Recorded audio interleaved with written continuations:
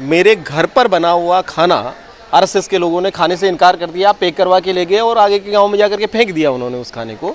और उसके बाद उन सारी सवालों को उठाते हुए मैंने आरएसएस को छोड़ा कि उस हिंदू राष्ट्र में अल्पसंख्यकों की, महिलाओं की, दलितों की, आदिवासियों की, गुमंतु लोगों की क्या जगह होगी, वो कहाँ हो। बात ये है कि संघ से आकर के राष्ट्रपति तो बन रहा है, तो फिर वो संघ में रह करके और सरसंघ चालक बन जाता।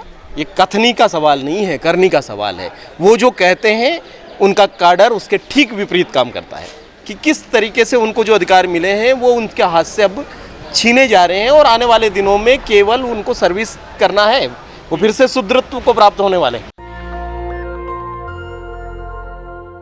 भारतीय समाज में किसी को 100 साल पूरे होते हैं तो ये उनकी इतिश्री के रूप में मानते हैं कि भाई इनके 100 साल पूरे हो गए अब।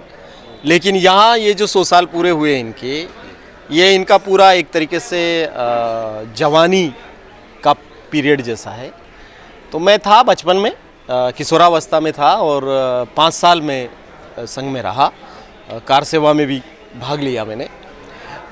वहाँ जो जातिगत भेदभाव और जिस तरह का छुआछूत मैंने सहन किया, उसकी वजह से मैंने आरएसएस को छोड़ा।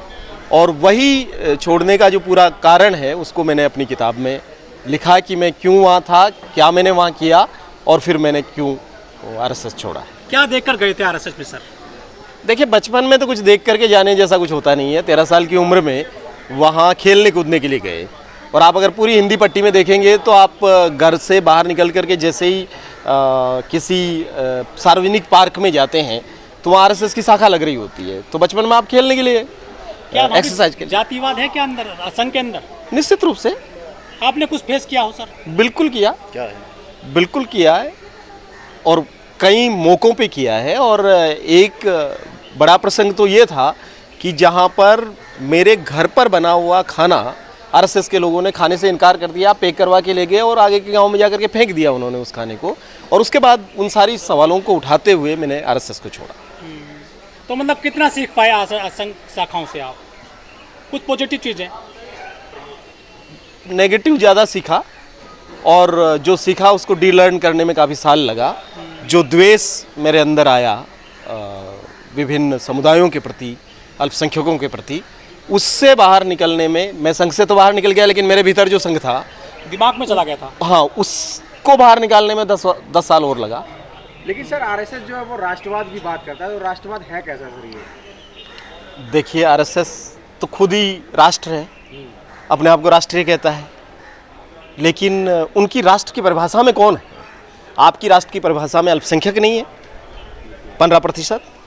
आपकी राष्ट्र की परिभाषा में आधी आबादी की औरतें नहीं है। तो आप कितने एक लोगों का राष्ट्र हैं? तो दरअसल राष्ट्रवाद के नाम पर और सांस्कृतिक राष्ट्रवाद के नाम पे सवर्ण एक ब्राह्मण वर्चस्ववाद का जो राष्ट्र बनाना संघ चाहता है, वो राष्ट्रवाद के आवरण में पूरी तरीके से एक जातिवादी वर्चस्व की परियोजना है। संघ में सर किसी दलित को जिम्मेदारी मिली बड़े पैमाने पर, बड़े ओहदे पर अभी तक? ये सवाल तो मुझे लगता है कि संघ के सरसंघ चालक से पूछना चाहिए कि, क्योंकि संघ के लोग बहुत आजकल कहते हैं कि हमने राष्ट्रपति बना दिया, हमने दलित को हमने बना दिया, आदिवासी को। तो हम सवाल उनसे यही पूछते हैं कि भाई ये तो भारत के संविधान की वजह से आप राष्ट्रपति बना रहे हैं ना, आप संघ में सरसंघ चालक क्यों नहीं बना देते किसी दलित को या किसी आदिवासी को? वो तो नहीं बना आज तक। किसी महिला को भी जिम्मेदारी नहीं मिली बड़े पैमाने पर? महिलाएं तो है नहीं, तो मिलेगी कैसे? तो सर महिलाओं के बिना कैसे बनेगा राष्ट्रवाद, कैसे फैलेगा देश? मैं वही कह रहा हूँ कि ये सवाल आप मुझसे पूछ रहे हैं, जबकि सवाल, क्योंकि सर आपने समय गुजारा ना वहाँ पे। ना समय गुजारा अलग चीज़ है, लेकिन मैं अब नहीं हूँ वहाँ पर। और अब जो वो हिंदू राष्ट्र बनाने जा रहे हैं, सवाल तो ये पूछना पड़ेगा कि उस हिंदू राष्ट्र में अल्पसंख्यकों की, महिलाओं की, दलितों की, आदिवासियों की, गुमंतु लोगों की क्या जगह होगी, वो कहाँ होगी। लोग ऐसा कहते हैं कि जहाँ सड़क नहीं पहुंची देश में, वहाँ संघ की शाखाएं पहुंच गई हैं। देश का, दुनिया का सबसे बड़ा संगठन बताया जाता है। तो क्या हो गया? आप पहुंच गए, आप पाताल में पहुंच गए, आप आसमान में पहुंच गए, उससे हो क्या गया ना? बात, सवाल ये है कि पहुंच गए उससे क्या मतलब होता है। बात यह है कि पहुंच करके आपने क्या किया, आपने विजन क्या दिया। नफरत फैलाने के लिए आप पहुंच गए और उसको आप बहुत बड़ी अच्छी बात मान रहे हैं। संघ से राष्ट्रपति आ रहे हैं, प्रधानमंत्री आ अरे रहे हैं, नहीं आ रहे भाई। मुख्यमंत्री आ रहे हैं, अफसर आ रहे हैं, सर आप वहां से चले आए। मैं ये कह रहा हूँ कि संघ से नहीं आ रहे हैं राष्ट्रपति, भारत के संविधान से आ रहे हैं। ये गलतफहमी है आपकी। ये लोग तो वहां जाते थे ना शाखाओं में पहले। तो उससे क्या फर्क पड़ता है, आदमी जिम में भी जाता है, तो आप कहेंगे कि जिम से आ रहा है राष्ट्रपति? लेकिन उनके बयानों को खबरें बनाई जाती हैं, भागवत वो के खबरें बनाई जाती है, या ये मेरा प्रॉब्लम नहीं है ना ये मीडिया का प्रॉब्लम है, ये प्लांटेड चीज है कि आप ऐसा बना रहे हैं। नहीं तो बात ये है कि संघ से आकर के राष्ट्रपति तो बन रहा है, तो फिर वो संघ में रह करके और सरसंघ चालक बन जाता, वो क्यों नहीं बन रहा है?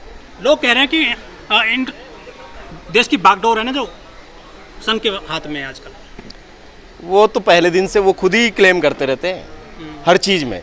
वो कहते हैं कि देश का आज़ादी का काम सारा हमने किया है, सरकार के कश्मीर पीछे- हमने बचाया है। सरकार के पीछे संघ का हाथ ऐसा कहा जाता है। संघ का हाथ पांव सब कुछ है, संघ खुद ही सरकार है और सरकार में संघ है। सर मोहन भागवत ने कहा कि दलितों की बारात, घुड़चढ़ी सबकी एक साथ होनी चाहिए, कोई भेदभाव नहीं होना चाहिए। 100 साल बाद करीब इस बात का मामला प्रकाश में आया। क्या पहले से नहीं पता था संघ वालों को देश में इतने से जातिवाद हो रहा दलितों के साथ में? बहुत सारी जगहों पे संघ के कैडर दलितों पर अत्याचार में आगे हैं, और ये कौन उतार रहा है घोड़ी से? जो घोड़ी से उतारने वाला तबका है वो तबका संघ का समर्थक तबका है, तो संघ के ही लोग उतार रहे हैं। तो अच्छी बात है, अगर उन्होंने ये कहा है कि भाई अब नहीं उतारेंगे, तो सबसे पहले उनको अपने लोगों को समझाने की जरूरत है कि भाई अब मत उतारो।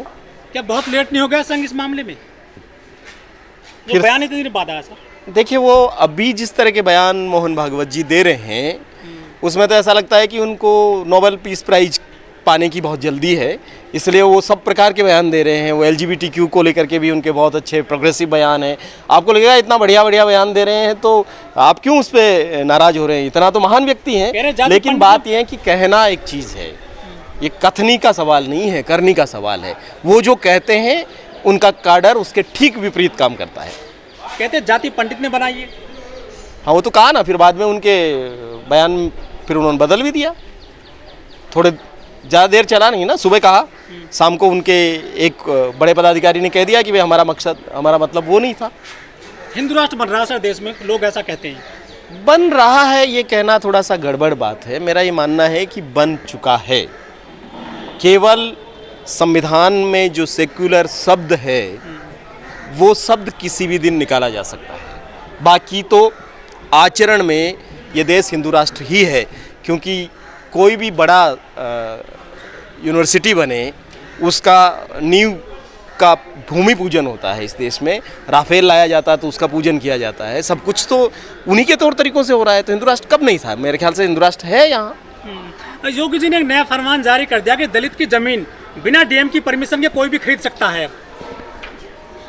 मुझे लगता है कि ये एक डिज़ास्टर जैसा है, एक आपदा जैसी बात है। क्योंकि बहुत मुश्किल से संविधान आने के बाद में दलितों को ज़मीन का अधिकार मिला। क्योंकि वर्ण व्यवस्था में तो ज़मीन का अधिकार नहीं था, अधिकार ही नहीं था, कर्तव्य था केवल इनका। तो अधिकार जब मिले और उन अधिकारों का उपयोग करना शुरू किया दलितों ने, तब उनको अधिकार विहीन बनाने का जो काम ये विचारधारा कर रही है, जिसमें योगी जी, मोदी जी सब लोग हैं, भागवत जी सब लोग हैं, तो मुझे लगता है कि वो कुछ अलग नहीं कर रहे हैं, वो तो अपने एजेंडे पे चल रहे हैं। और ये समझना दलितों आदिवासियों को चाहिए अब कि किस तरीके से उनको जो अधिकार मिले हैं वो उनके हाथ से अब छीने जा रहे हैं, और आने वाले दिनों में केवल उनको सर्विस करना है, वो फिर से शुद्रत्व को प्राप्त होने वाले हैं। सर बाबा साहब ने समता सैनिक दल बनाया था 1924 में, और 1925 में बना संघ। एक साल बाद बना, लेकिन समता सैनिक दल कहीं टिकता नजर नहीं आ रहा है संघ के सामने। सर किसकी कमी मानते हैं? संगठन के तौर पे समता सैनिक दल टिके नहीं टिके, लेकिन समता का विचार जो है वो तो शाश्वत है और वो जिंदा रहेगा। और डॉक्टर अंबेडकर ने जो बीज बोया है इस देश में, वो संविधान के रूप में भी लागू है, और ये लड़ाई सदैव जारी रहेगी। तो मेरा ये मानना है कि हो सकता है कि संगठन के तौर पे कमज़ोर हो समता सैनिक दल, लेकिन समता सैनिक दल का जो बराबरी का विचार है, समानता का विचार है, समता का विचार है, उस विचार में कोई कमज़ोरी नहीं है, वो उतना ही सशक्त है। सर लोग कह रहे हैं कि जो संघ के कार्यकर्ता हैं उससे जो है हिंदुत्व मजबूत हो रहा है, वो शाखा लगाते हैं और मुस्लिम टाइट है आज देश में। देखिए, मेरा ये मानना है कि 14% अल्पसंख्यकों से बाकी बड़ी आबादी को डरा करके आप ये कह रहे हैं कि मुसलमान टाइट है। मुझे लगता है कि हिंदुओं को टाइट कर दिया इन्होंने, नोटबंदी से लगा के तमाम चीज़ें करके, और वो इतना टाइट हो गया है कि केवल वो मुसलमान को टाइट करने के नाम पर खुद ही टाइट होता जा रहा है और निरंतर लुटता पिटता जा रहा है, और उसकी स्थिति बदतर होती जा रही है। और सबसे ज़्यादा डरा हुआ समाज आज की तारीख में उन्होंने बना दिया है। जो उन्होंने कहा था कि हम एक सशक्त, समर्थ और निर्भीक हिंदू बनाएंगे, मुझे लगता है कि सबसे डरपोक हिंदू 2023 में बना करके आरएसएस ने लेकिन दिया। सर बुलडोज तो मुस्लिम हो रहे हैं ना उत्तर प्रदेश में बड़े पैमाने पर। बात केवल बुलडोज होने की बात नहीं है, बात बुलडोजर न्याय जो स्थापित किया जा रहा है उस पर सवाल उठाने की है कि आप संविधान से ऊपर की सत्ताएं निर्मित जो कर रहे हैं, फिर जज की क्या ज़रूरत है? क्योंकि आपने एक जज और बिठा दिया ना बुलडोजर वाला, तो उस पर सवाल करना पड़ेगा। आज ये बुलडोजर जो मुसलमान के घर पे चल रहा है, ये किसी भी दिन आपके घर तक पहुंचेगा, इस खतरे को पहचाने का आज वो सामने आ रहे हैं संघ के लोग। संघ का पूरा आइडिया वो ये स्थापित कर रहा है कि जो वर्ण व्यवस्था या मनुस्मृति पर आधारित जो समाज व्यवस्था थी, उसकी पुनर्स्थापना ही संघ का रियलिटी है। उसके अलावा और अलग से कोई रियलिटी नहीं है। और वो अब अपने आप में ही हर दिन में मुझे लगता है कि वो हर दिन एक्सपोज हो रहे हैं। तो अलग से हमको उसको कहने की ज़रूरत नहीं है कि उनकी रियलिटी क्या है। वो रियलिटी तो सब लोग पहचान रहे हैं, पर रियलिटी को पहचानने के बावजूद भी देश के लोग उस खतरे से सावचेत हो पा रहे हैं क्या, ये महत्वपूर्ण सवाल है। नेशनल दस्तक की आपसे गुजारिश है कि अगर इसको बचाना चाहते हैं तो नेशनल दस्तक को सब्सक्राइब करने के लिए रेड कलर के सब्सक्राइब बटन को दबाएं, फिर बेल आइकन की घंटी दबाएं। नेशनल दस्तक को बचाने के लिए बहुत ज़रूरी है कि हर खबर को शेयर करें, लाइक करें, कमेंट जरूर करें।